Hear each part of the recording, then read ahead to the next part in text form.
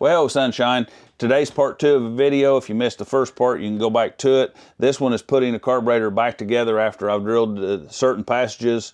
The first part showed you how I do that, how I keep aluminum out of my orifices, how big I go, the sizes I use, some considerations of going too big or going too small, some things you'll want to do, some mechanical advantages of how changed in there, and we're going to cover some of those problems, if you will, in today's video. So we're going to be in a little bit different clothes. It got broke out into 2 videos. If you missed the first one, you can go back to it. Here's the second half of that of putting the carburetor together. Thanks for being here, guys. What I want to show you, if you guys aren't aware of how these carburetors work, get on my low jet glasses. There's a little hole that goes right in this butterfly right here, and this, a lot of times your butterfly's got a little divot. It's not perfectly round, it's got a little divot there. That's where it's allowed to suck a little bit of air, and it makes sure it sucks that past that low jet, that low speed circuit that comes into the bore of that carburetor. And it's right there. Now just offset to that a little bit, so when that butterfly starts opening up, offset to the side of that's your intermediate jet, which helps on your throttle response and everything else. I've got good throttle response. We're not messing with those intermediate jets. They're under that Welch plug, and I don't need to take that out. And I'm not sure that I would have an aftermarket Welch plug to fit it. I got a Welch plug kit, but everything I've found on these is just a little bit odd size. So where are we at? If you'll cut your straw off at an angle, and you can hold that right up against that jet, you can see I've blew just a little bit of grease and stuff back out of that hole. That's what I'm aiming to do. Like I say, I'm trying to blow that backwards is what I'm trying to do. And we've got that pretty well cleaned out, I think. We're going to ruin our paperwork, but we've already took care of that. Now, same thing on this low jet, or on this that feeds the high jet. We want to blow that backwards. So I put it right in the top of that jet, which does not want to go, I'll be honest with you, because it is a one-way valve. But it usually blows just a little bit back. So that's what we've done. And we will blow backwards through the needle valve and through those passages there. So we're in good shape. Now we can start putting this carburetor back together. We'll set our screen back in there.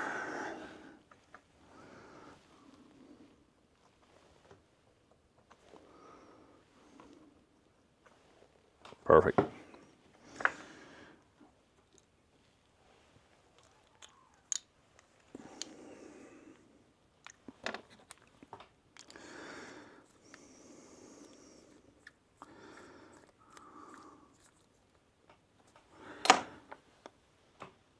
Now on this one here,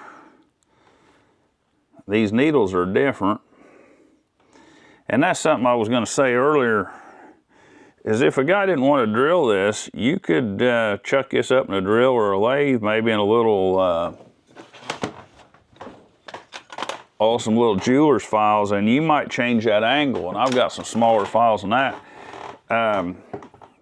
To a certain extent, you'd be doing the exact same thing. If you'd make this smaller, you're leaving more air for fuel, or leaving more area for fuel. But anyhow, the high jet on this one here has got a little ring around it. Usually there is a way to tell if you can see it. There's a little groove cut in the top of the high jet, so I know which one it is on this one.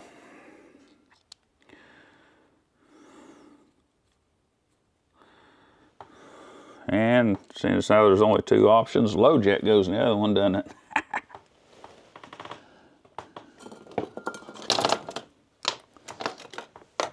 Done with the magnet, get it out of the way.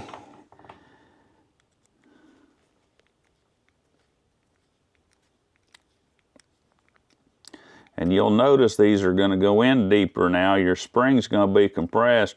If you go too big, you may have to grind on that spring. I've still got compression left on the spring, so I'm in good shape. We'll set them at a turnout on each one of them, just for a good place to be. Now, let me get that needle set in there. I want to show you guys what we dealt with. Now, you can either, and I've dropped the needle for this in here, so I'm gonna have to pull another carburetor apart. Of course, got all kinds of stuff. You can, I'm not even sure if that needle may work. We'll see. And it really doesn't matter. If you got an assortment of needles, you can work with stuff. So we know the big one won't work. That was just out there just for shins and grins. I'm not even sure where that fits. Have to check part number. Doesn't matter. Doesn't matter. Not sure where this in here fits either. I'd have to check part number, and that's not even critical right now. I think that needle there is a little bit longer, and it may even fit better than the original one. As long as the bore's just a little bit, it's a little tight around the out. Well, that sucker's a little rough. That's the problem. It looks like it's been guarded on with a set of channel locks or something.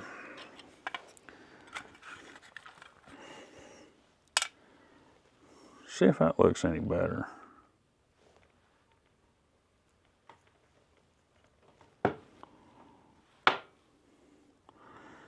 That's still a little snug, but it's a little longer, so I think what I'm going to do is I'm going to fix that right quick. I'm going to shut the camera off and get that needle fitting in there. But the problems I had on the other one is I had to modify this spring because it changed the angle of that metering lever something fierce because that needle was down in there so much. And I've got, don't run off from me there, little buddy.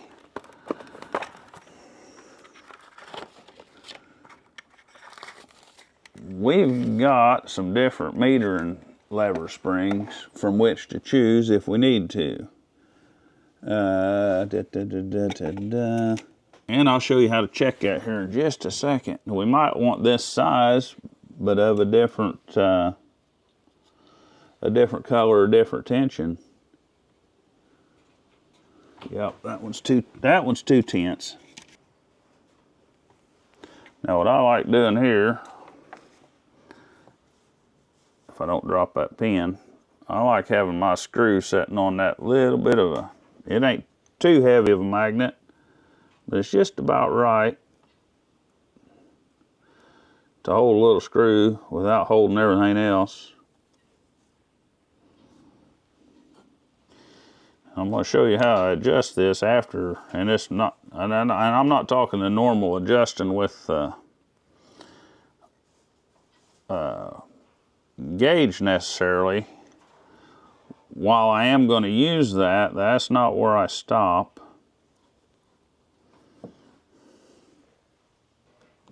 And I'm left-handed, and I always pick this up with my right hand, and that's stabbing around in there and can't get nothing right.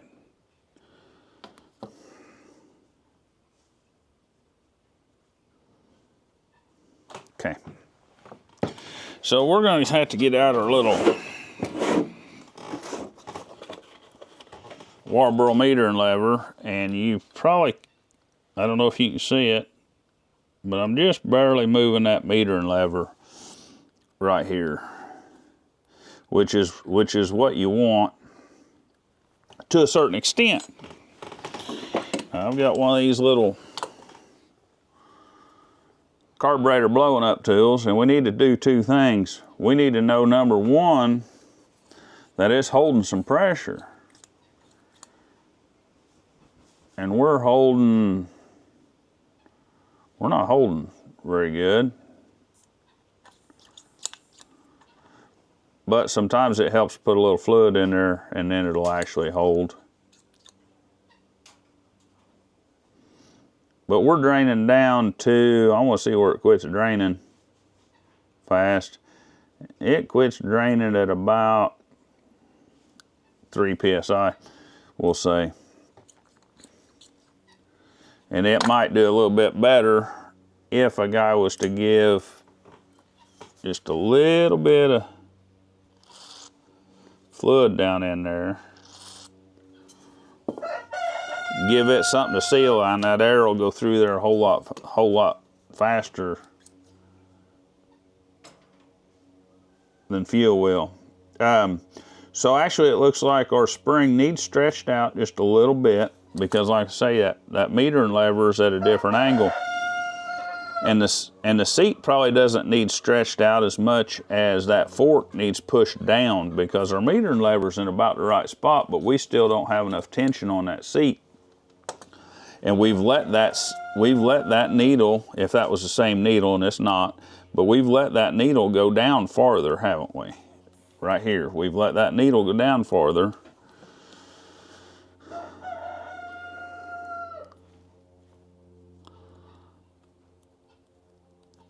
So we'll just take that out.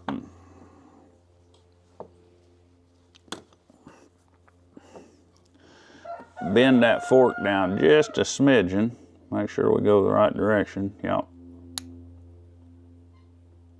And I want to bend it down on, usually you adjust the metering lever on this side, don't we? We're doing that a little different this go around, because we've changed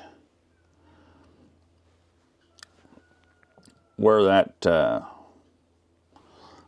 needle's sitting at. If I can get one of these little springs out of here, I think I'm going to go ahead and change that while I'm doing it. Oh, I think that's a winter chicken dinner.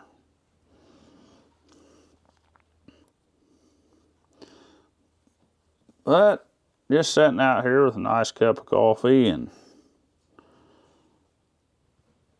it's pretty relaxing, pretty peaceful.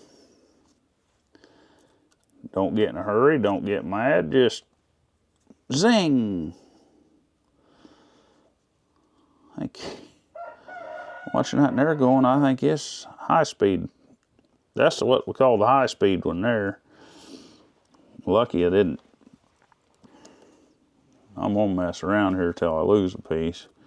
I'm struggling a little this morning.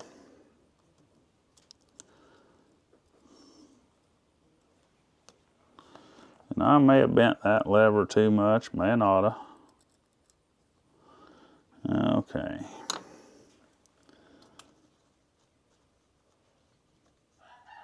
Get that.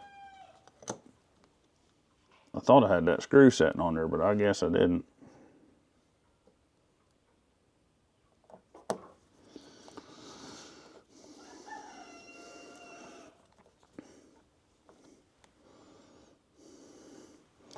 Now we've got our metering lever way too low.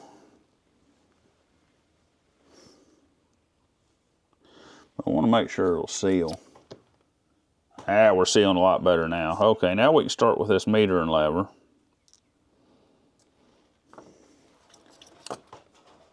And it's not holding, it's holding pretty good. It's holding down to about 5 psi. We get some fuel in it and it'll hold. Now, sometimes it's hard to tell if you're brushing that metering lever or how hard you're brushing. If you keep your eye on that, and I'll run this gauge across there. If that hits that and drops that, if that gauge drops that needle, you're setting pretty high. Now I don't mind setting a little bit high. That is gonna let that, because when that diaphragm moves that, the higher that's setting, the longer it will keep that needle valve open. When this diaphragm comes down and hits that to open that, the whole time it's moving, as long as it clears it, and I'm going to show you how I check that here in a minute.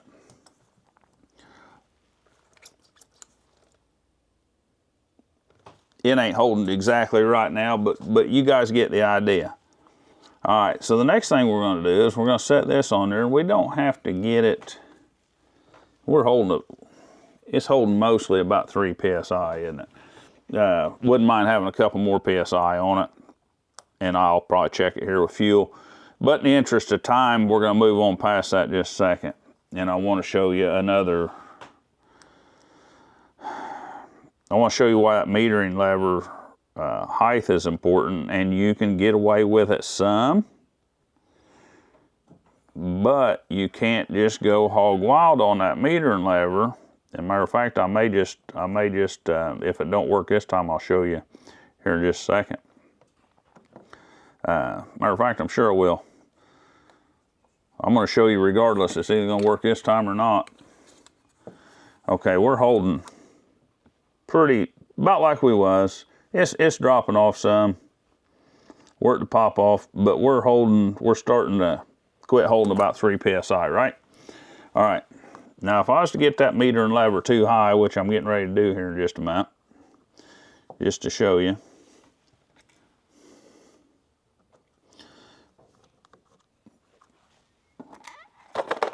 Now, these here springs, I'm gonna let you know, make awesome chicken feed. You give them to your old roosters. Okay, we're gonna move that metering lever up just a little bit. And it's not terrible. We're gonna move it up a little bit. Hopefully that was enough. Now that metering lever's high. It's not too high. I mean, it's high. Hopefully it's too high, but it moves it some, right? With that gauge, and we're on a WT style carburetor. Now, hopefully I moved it enough to illustrate a problem you can have by moving that. Anyhow, you feed them, you get them old roosters, and don't ever throw these springs away out of this carburetor. Like this one right here, it's been cut off. I had it cut off short is why it didn't have enough tension. That was on the other carburetor trying to get the right spring tension on it. See, I'll feed that to a chicken after a while. I'll pay attention to which one it is, and it's going to want to be one of them you're going to butcher. And that'll take your old rooster, turn him into a spring chicken. All right, if y'all didn't click out after that. Okay, so we moved that metering lever up quite a bit, haven't we? Now, we think, man, we're really going to get some fuel in there. We're going to have a lot of fuel in that fuel reservoir. And, man, we're going to cut a fat hog in the butt with this. We're going right to town. Well, then you put your diaphragm on there and a cover. We're just going to use 2 screws. And all of a sudden, you won't build pressure again. And the reason being, there's not enough clearance in between that metering lever and that diaphragm. It'll hold without the diaphragm on there, but you've got to put it back. You've got to put it back together and check that pressure again with the diaphragm on there and make sure it'll still hold. That's why that's critical.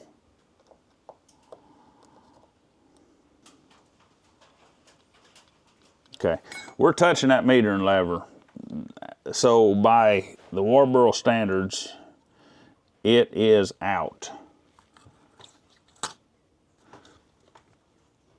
Well, I don't know what I just dropped. Hopefully it wasn't too important. I think it was one of these screws. We got more. I think that's exactly what I did. I think I knocked that off in that open drawer on that toolbox down there below me.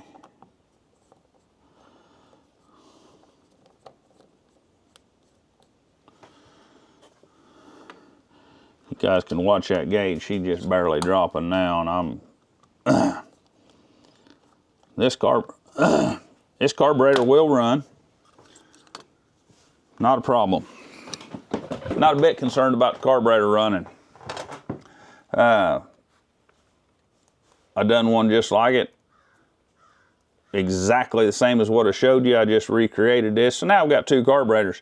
This is actually the one I bored to 675 thousandths, which the bore's a little big in it. Guys, there you go. Cheap, easy way. Takes a little bit of time. When you have more time than money, you do stuff like this, right?